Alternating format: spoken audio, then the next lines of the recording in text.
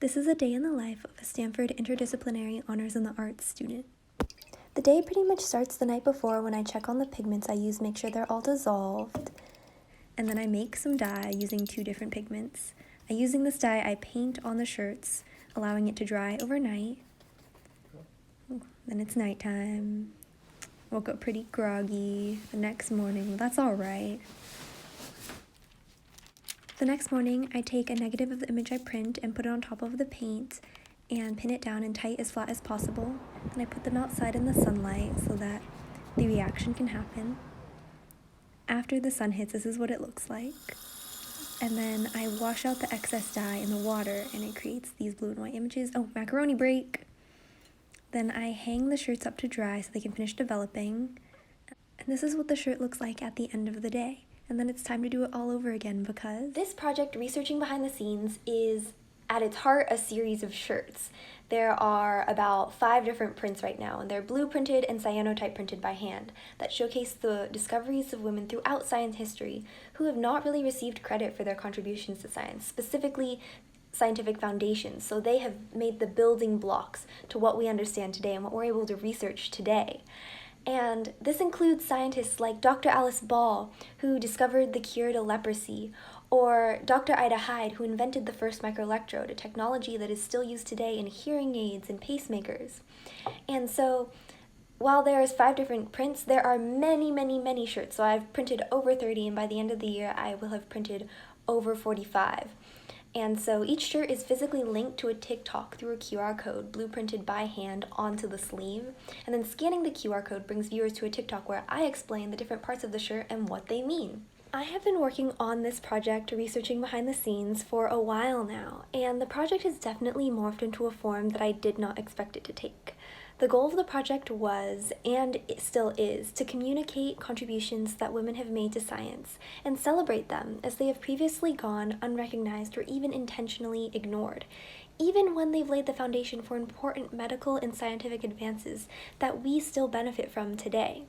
One example of this is how we study genetics in just like a general biology class. We really focus on Gregor Mendel being a monk, studying pea plants and how they inherited traits from their parents.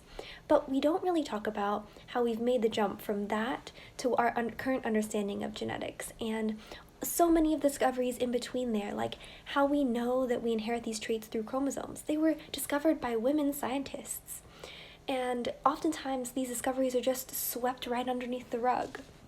So instead of sweeping these scientific discoveries women have made off to the side, I want to highlight these women and create conversations around them. So originally I had planned to do this through a series of matching t-shirts and piñatas. And so everybody would get their t-shirt at an event where they also would be the piñata they'd be matching. And the shirts would be blue printed or cyanotype printed. So that has stayed the same.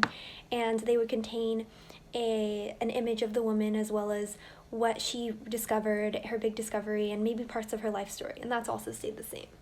But then there's the piñata aspect, and the piñata aspect was inspired by how piñatas were originally used to break your connection with the 7 deadly sins. So in this way, I wanted to use the piñatas to break the connection to the sexist organizations and the discriminatory practices in the sciences. So the parties and the t-shirts being handed out in person and the piñatas, they all couldn't happen because of the pandemic. And this left a big hole in my project, like a big rip in my jeans that I needed to fix. And this was mostly because I was hoping to use the parties as a place to communicate what was going on the shirts, the stories, so that other people could be communicating them. But this couldn't happen, and one idea I had was to switch to Zoom, but everyone was zoomed out. And so another idea I had was to create TikToks, and these would explain what was going on the shirts. And the TikToks filled this gap seamlessly, and they added a new design over the rip in the jeans. You know, they allowed communication with a broader audience, and to me that was really important because science means the most when it's communicated to everyone. Additionally, I was able to mesh this idea with the t-shirts and include a QR code on the sleeve so that when people with the shirts met someone new, they could communicate it seamlessly. We interrupt your regularly scheduled programming with a message from one of our sponsors, Chemistry. We like the element of surprise. Here at Chemistry, we like credit where credit is due, so I'm going to point out a few portions of the project that we here at Chemistry have contributed to. 1. The chemicals in the cyanotype dye. When you add them together, there's a color change. That's a reaction. Now, we know that Anna has been running this reaction for a few years now, but that doesn't mean it's not chemistry. This brings us to 2. The reaction that occurs when the chemicals are exposed to sunlight is also chemistry. It's known as the Diazo reaction due to the nitrogen in both the chemicals. It creates one insoluble substance that remains dark blue on the shirt, and then one soluble substance that washes away easily in water, creating the white spaces. This is how she creates the image. The care of the shirts also involves chemistry, as the blue dye that remains on the shirt cannot be exposed to base, so handle with care and wash carefully. We'll be right back after another message from one of our sponsors, History. Welcome to a portal to the past. So I heard Chemistry over there making a list of how they contributed to the project, and so I thought I would make a list of how I, History, have contributed to this project as well. First of all, this project incorporates the study and research of times and people that may have been forgotten by mainstream science history.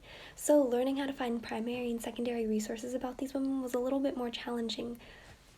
An interesting tidbit about this was that for some of these women, it was really difficult to track down their thesis work because it was under their maiden name.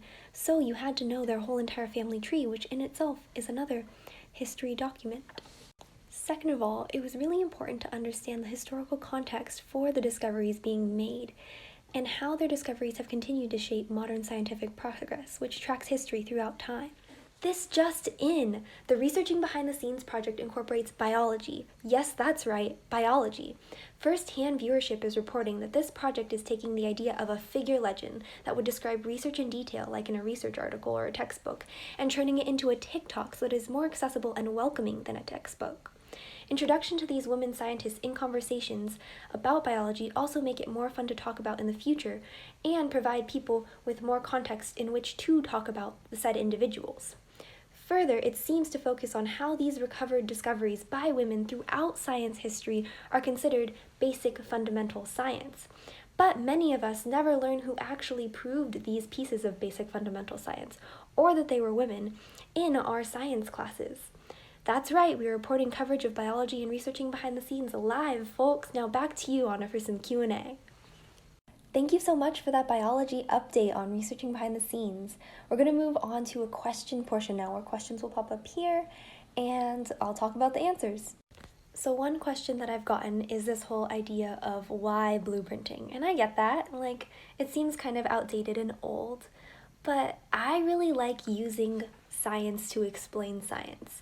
One of the original forms of photography was blueprinting itself, and so many of the scientists that I'm featuring, especially the ones from an earlier historical period, would have been familiar with these cyanotype prints, as they were more accessible during their lifetimes and they were known in the sciences.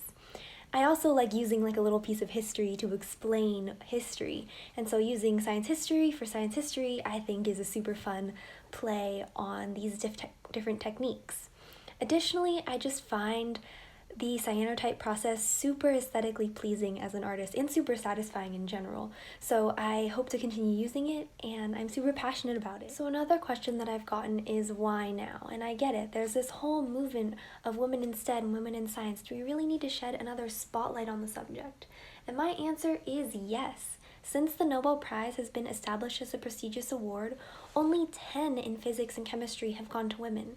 However, this last year, 3 women were added, and as women are increasingly welcomed into scientific spaces, it's super important for us to recognize those who have toiled and paved the way for us, especially as so few of them have received credit for the tremendous amount of work that they've done. This is especially important to me as I head into graduate school for biology. Many of the women who I feature in my project were not so kindly treated in graduate studies programs, some of them even having their own thesis defenses rejected, only to have their own work be accredited to another man and accepted that way. So sharing these stories is incredibly powerful.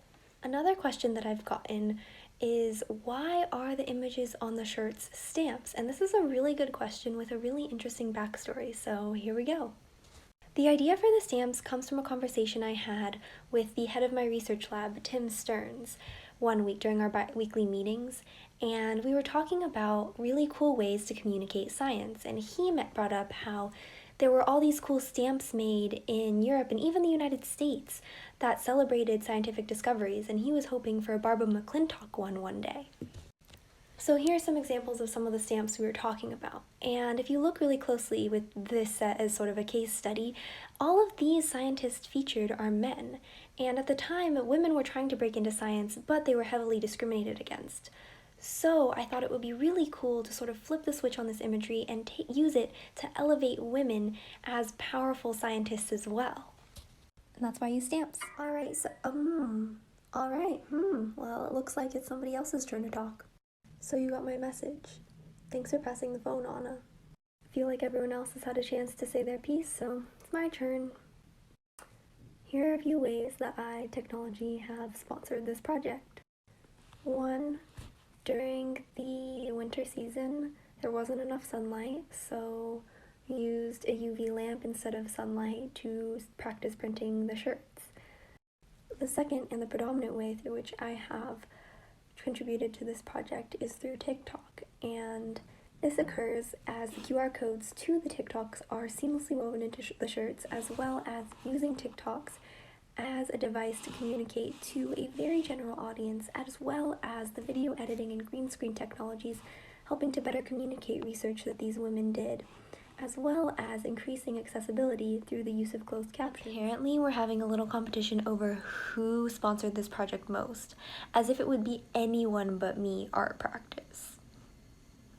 Anyways, I feel like I'm pretty self-explanatory. I don't like lists, so we're gonna do a collage.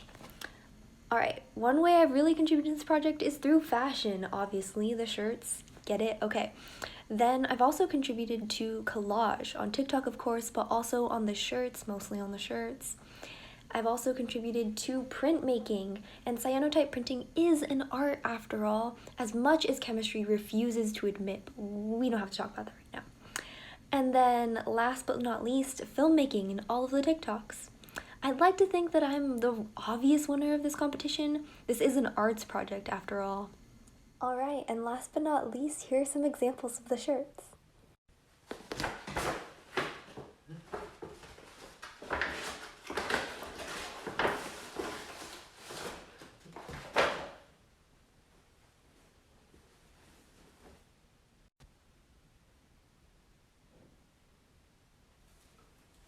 Welcome to Researching Behind the Scenes, where we celebrate women in science who weren't recognized for their discoveries by printing it on a shirt and... Here is another shirt. This one is of Ida Hyde, who discovered the microelectrode, and here on the sleeve is a QR code for the TikTok. Alright, thank you so much for listening, and I invite you to come check out the TikTok. It's got some behind the scenes of researching behind the scenes moments and some other behind the scenes process moments that I haven't talked about in this video. So come on, join in!